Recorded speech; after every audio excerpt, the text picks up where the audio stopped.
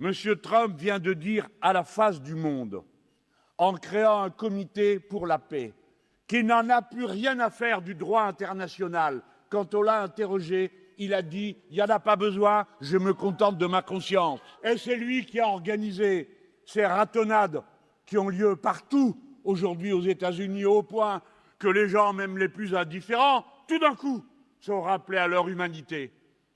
J'avais au téléphone, il y a quelques jours, une camarade qui exerce une fonction diplomatique au nom d'un État ami qu'est le Mexique, et qui me racontait, mesdames, messieurs, la peur tous les jours des gens. Tous les jours.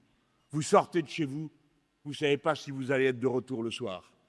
Parce qu'il y a des patrouilles qui passent, qui vont, qui viennent, qui arrêtent n'importe qui, n'importe comment. Des fois, ils capturent des enfants et ils viennent devant la porte des parents pour les obliger à sortir parce qu'ils n'ont pas le droit d'entrer. Sinon, ils entreraient. Voilà ce qu'est devenu les États-Unis d'Amérique. En France aussi. Ne voyez-vous pas un conseiller d'État dire qu'il faut organiser en France des rafles?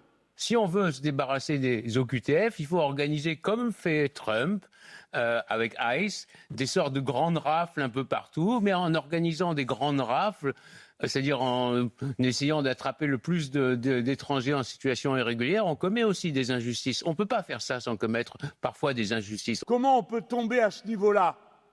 Surtout quand, en plus, on est conseiller d'État, c'est-à-dire qu'on est chargé, d'une manière ou d'une autre, de veiller sur la préparation de la loi.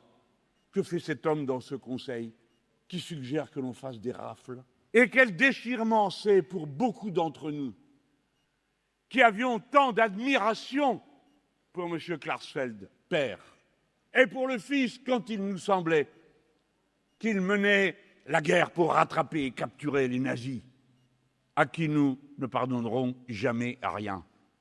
Eh bien, oui, c'est une déception, je vous le dis.